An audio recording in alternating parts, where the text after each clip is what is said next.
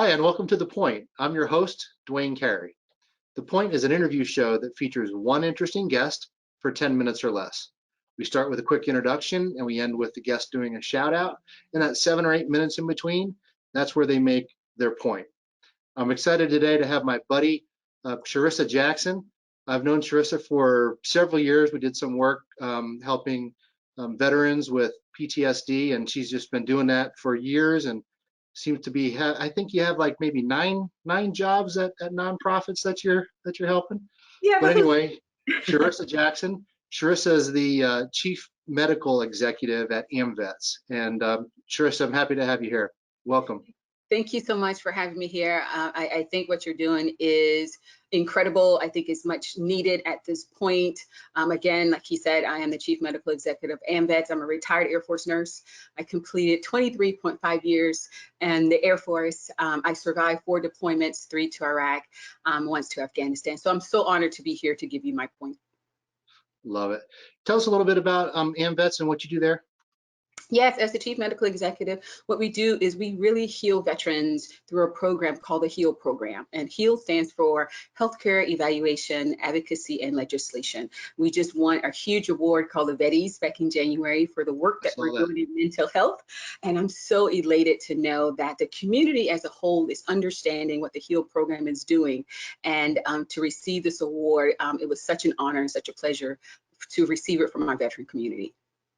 Awesome. So cool. So I'm excited to get into your point because, I think you're going to bring it from the perspective of PTSD and military, but I have this sneaking suspicion that it has a little bit of a link to what the whole country and the whole world is going through right now with the pandemic. So tell us a little bit about that and a little bit about your story with PTSD. Yeah, absolutely. So my point is, it's okay to not be okay. I think right now, everyone needs to hear that. I know for me, I was suffering with PTSD since my first deployment in 2005. And it wasn't until 2012 that I disclosed that I actually had PTSD. So all that time from 2005 until 2012, I've been telling people, I'm okay, I'm okay, I'm okay. And I really wasn't. And I was a single mom to twin daughters. I was still working in the ICU at Walter Reed. I was still an officer in the military. So I didn't want that stigma of PTSD to scar any of that. So the typical thing most people say who want to hide is, I'm okay. But in actuality, we're lying. We don't want folks to really know what we're going through. So the message that I want to give out to anyone that's suffering, anyone that's having some pain and internalizing things that they don't understand is, you have my permission to not be okay so that you can get the help that you need. Cherissa, what kind of suggestions do you have for people that are dealing with PTSD? How can they help themselves?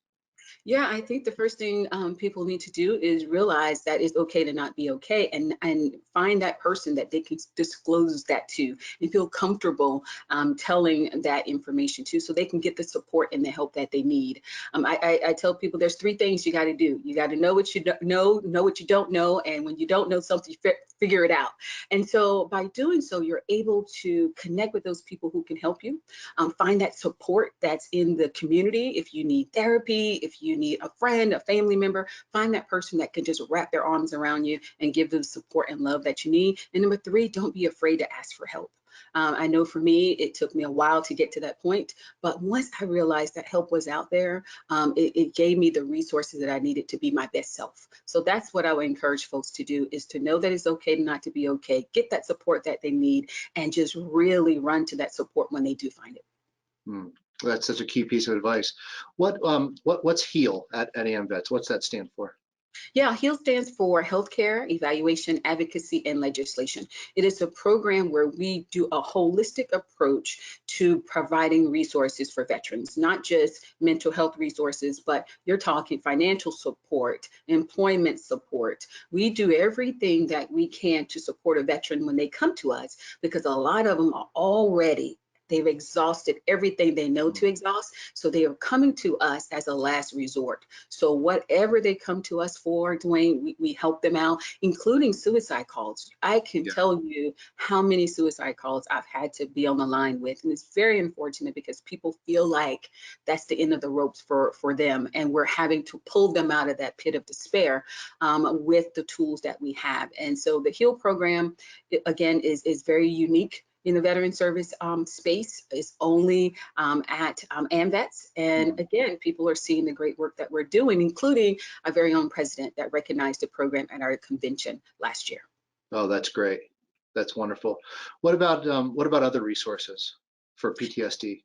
Yeah, I think for us, not just in the veteran space, but for anyone that's suffering, you definitely want to connect with the suicide hotline. I mean, if you ever Yeah. get to that point where you're feeling like, I'm so low and I can't find that support, I don't know how to get a therapist, or I don't have a therapist, and you're at that pit, you definitely want to reach out and call the suicide hotline. And that number is 1-800-273-8255, Duane. But not only that, reach out. There's so many networks out here that can help from a mental health perspective, and that's the Cohen Network. I mean, they provide free resources to any family member that's dealing with mental health issues, and they provide those services to the entire family. And so just find in your community what resources are out there, Google it, but definitely start with the suicide hotline. They can give you some resources, and as well as definitely try the Cohen Network. That's a resource that I refer to a lot of my clients that come to us. So, Cherissa, we're here talking about PTSD and your role as Chief Medical Executive at AMVETS, but I'm looking right behind you there, Project Give Hope. What's that? Tell us about that. Oh my God, that's my nonprofit. It was organized 2 years ago in 2018. It's my side project. Like we did my introduction, you say I have a 9-10 jobs. I'm telling you, you got like 12 side projects. What are you talking about? Side project.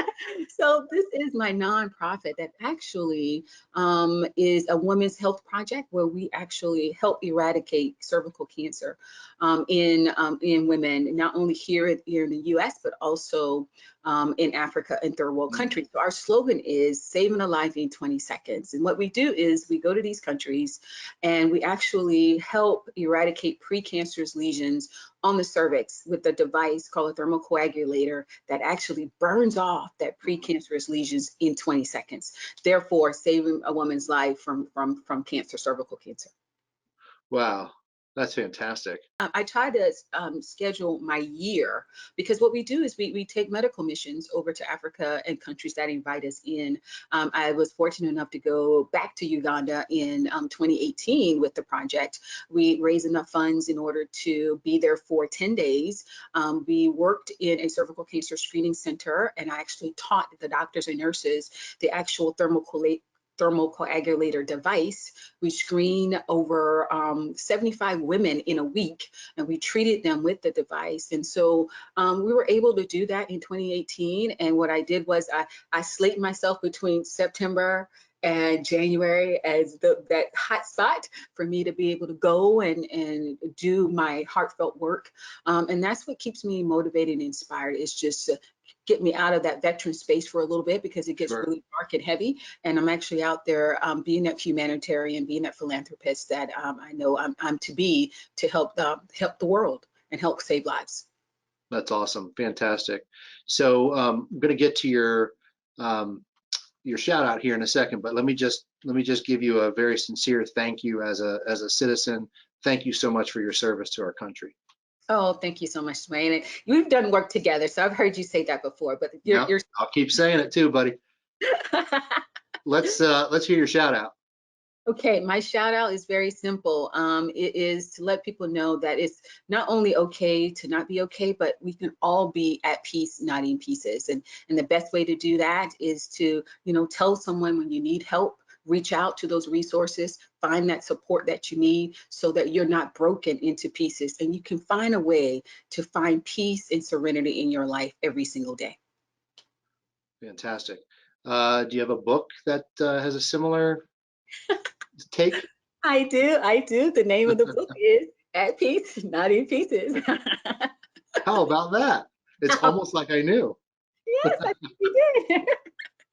Yeah, it's been out in 2016 and is basically my how-to for me and for others to use the book as a tool to help them through some of the similar situations like me, being a single mom, being someone that was divorced, being in financial ruins, and all while doing this in the military. But it's not just for a woman or a guy that's in the military, it's for anyone that's had those similar experiences, because we all at some point in time can be broken into pieces, but there's a way to come out of it and be at peace on the other side.